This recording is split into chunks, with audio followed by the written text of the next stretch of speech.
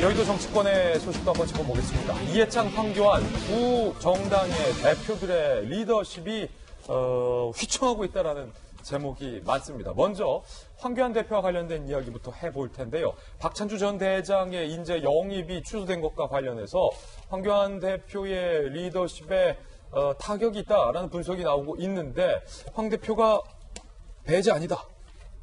인재 영입 배제 아니다라고 밝혀서 논란이 되고 있습니다. 들어보시죠.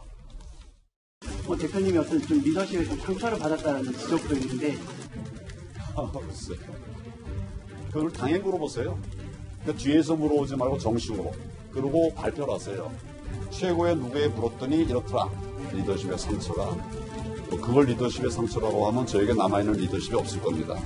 박찬주 대장은 오늘만 발표해서 보류가 된 겁니까? 아니면 영입 취소까지 결정된 겁니까?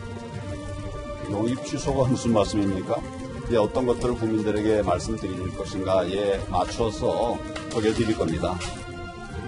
박찬주 대장을 발표해서 배제하시는 것은 가장 큰 이유가 지금 내 말씀 들었습니까? 배제라니요. 정말 귀한 분이에요. 김병민 박사님, 지금 당대표와 최고위원 사이에 엇박자가 나고 있어요. 분명히 어제 조경태 최고위원 같은 경우는 내가 반대했다. 인재영입1호는 박찬주 전 대장 안 된다. 청년이어야 한다. 그래서 최고위원들 사이에서 반대를 했다라고 얘기했는데 황교안 대표가 지금 마치 본인의 인재영입에 반대했던 최고위원을 들으라는 듯이 귀한 분이다. 배제 아니다. 내 리더십에 상처 없다. 누구한테 들었는지 최고위원 이름 대고 말하라.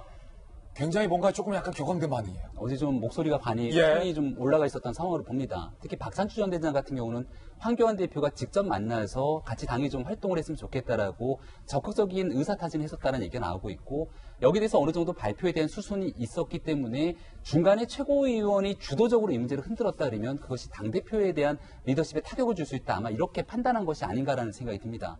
사실 박찬주 전 대장을 제외하고 나머지 인사들에 대한 발표가 있었는데, 그런 박찬주 전 대장을 제외한 나머지 인사들에 대해서는 굉장히 파격적이고 외부에다 감동을 줄 수 있는 인사이냐라고 하면, 저는 제가 봤을 때 박찬주 전 대장이나 나머지 있는 인사들 모두 현재 있는 한국당의 색채와 그렇게 다르지가 않다고 봅니다. 어제 인재 영입은 감동적이지 않았다. 감흥 없었다. 그러니까 전체적인 인재 영입들은 그 사람 한 명 한 명이 가지고 있는 강점들이 있습니다. 다만 그들이 갖고 있는 강점이라는 것은 현재 자유한국당의 색채를 훨씬 더 강화시키게 되는 하나의 그 정도의 역할인 것이지, 깜짝적인 인재 발표를 통해서 외연을 확장하기 위한 모습으로 보기는 좀 어려운 측면들이 있다는 거예요.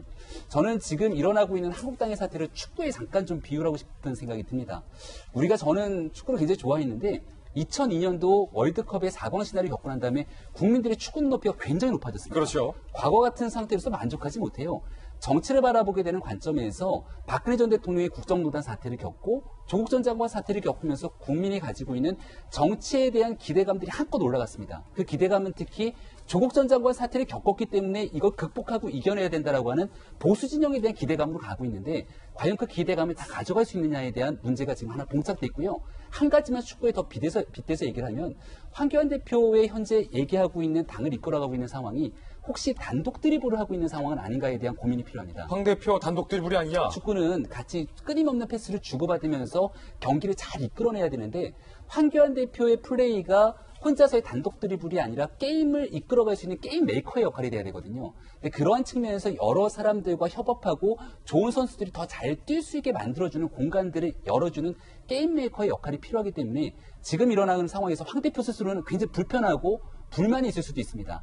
하지만 왜 지금 당이 여기까지 상황이 오게 됐는지를 직시하고 지금부터라도 게임 메이커 역할로 돌아가게 된다면 저는 당이 굉장한 활력을 조금 불어넣을 수 있지 않을까. 그리고 골은 다른 사람들한테 넣을 수 있도록 자꾸 패스를 해줘야 됩니다. 자, 김영주 의원님, 오늘 조선일보와 한글보 등에서는 황교안 대표가 반짝 오른 지지율에 취해서 밀실 리더십을 보이고 있다라는 따끔한 비판도 쓰고 있어요. 어떻게 보세요? 실질적으로는 사실은 최근에 나온 거는 이제 나경원 대표하고의 호흡에 대한 문제, 과연 갈등이냐 아니냐.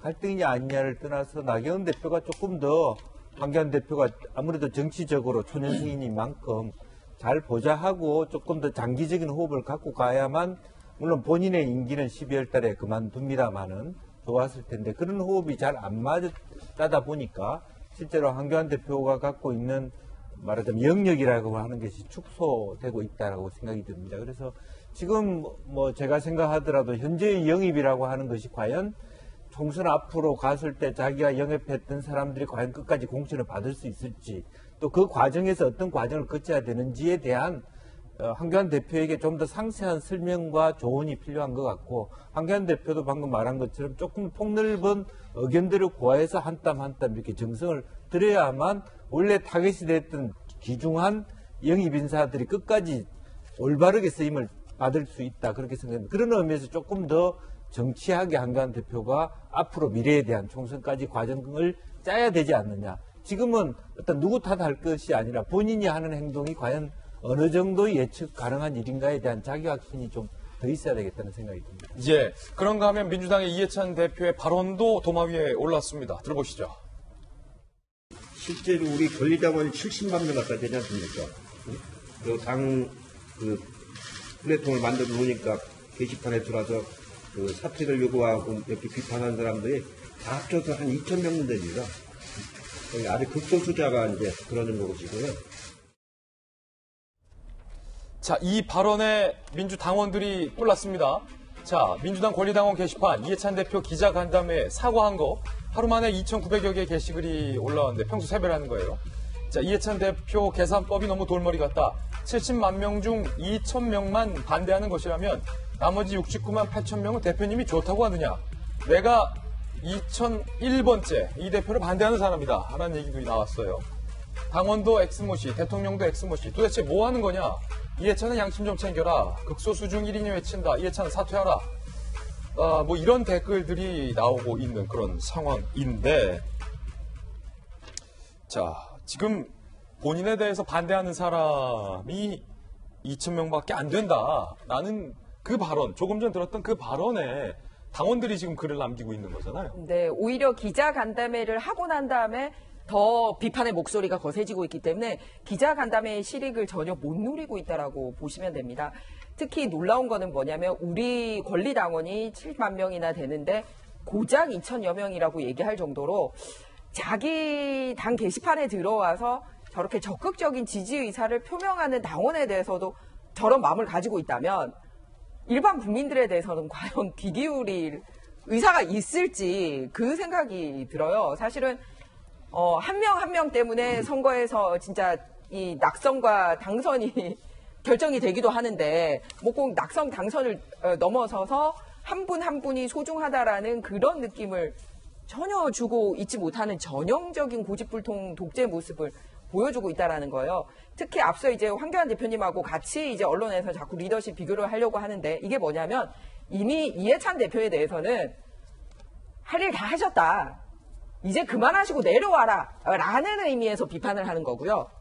황교안 대표에 대해서는 이제부터 갈 길이 머신 분인데 앞으로 더 잘하자 라는 의미에서의 비판이기 때문에 상당히 당원들의 비판의 방향이 좀 다른 것 같아요. 그런 의미에서 이해찬 대표에 대한 비판을 더 또 좀 따갑게 받아들여야 되지 않을까. 그러니까 이제 제발 그만하시라. 그러니까 이제 그만하라는 게 뭐냐면 그런 행동을 그만하라는 게 아니라 정치를 그만하시라고 당원들이 얘기를 하고 있잖아요. 그리고 또 덧붙여서 얘기를 하자면 여론조사 굉장히 좋아하세요. 민주당에. 그러면은 70만 명 다 여론조사 하셨습니까? 보통 여론조사 한 2,000여 명 하시고 그거 국민 전체의 뜻인 것처럼 발표를 하고 대통령 지지율 여전하다라고 자신감 보이셨거든요. 그랬는데 극소수 2,000여 명이라고 말씀하시는 거 국민의 뜻을 너무 반하고 한 분 한 분을 소중하게 생각하지 않는다는 느낌이 강하게 듭니다. 예. 김 장관님의 어떤 개인적인 해석이었다라는 거고 황 대표에 대해서도 그만하시라는 분도 계시던데요. 그런데 미래에 대한 그 자리에서 기대니까 내려오시라는 분도 더 잘하시라는 의미로 한쪽은 이제 대권주자로 바라보고 있기 때문에 이 정도가 아니라 더 잘하시면 좋겠다라고 이제 기대에 찬 희망을 황교안 하고 있는 대표가 거죠. 계속했으면 좋겠어요. 글쎄 이제 그거는 김 장관님 개인 해석이라니까요.